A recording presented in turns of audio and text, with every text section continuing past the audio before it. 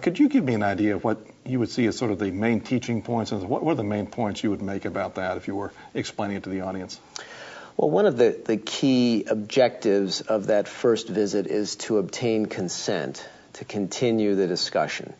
Most of the prospects are aware that they are being approached for a philanthropic purpose. They know your title is Vice President of Development or whatever it is.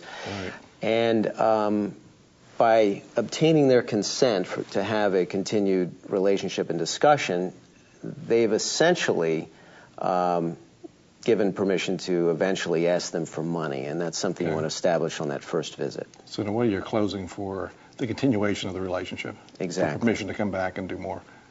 Did I understand from the clip that this is really your first time meeting this person? Yes. Okay. Exactly. What do you know about her before you go, typically? What kind of information do you have that guides you in how you set this thing up? Well, it's sort of legal stalking. I mean, you basically do a lot of research, background research on the person. You might do Wealth Engine or another kind of research profile that's provided that really gets a lot of information about the person's capability. And also you want to understand the relationship with the charity. This is a person, in general, who's had a relationship with the charity for a number of years and has a strong relationship and interest in the charity as well as the capability. Okay. So you know a lot about her relationship with you and not necessarily a whole lot about her overall situation or financial situation. Right. You are going to learn, that's one of the objectives, is to learn more about the life situation at this first meeting. Okay.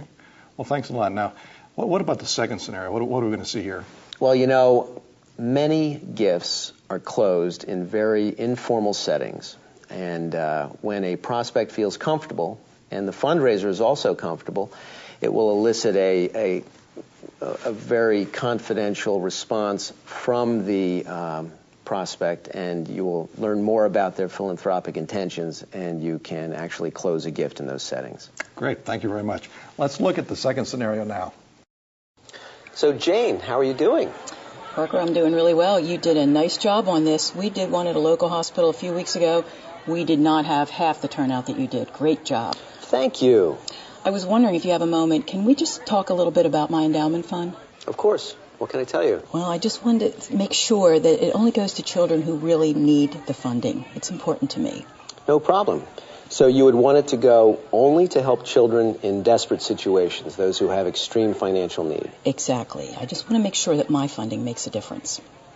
Well, that can be stated in the fund purposes. It's not a problem. In that case, I want to go ahead just the way we discussed. So this would be the percentage of your net estate that we talked about, the bequest?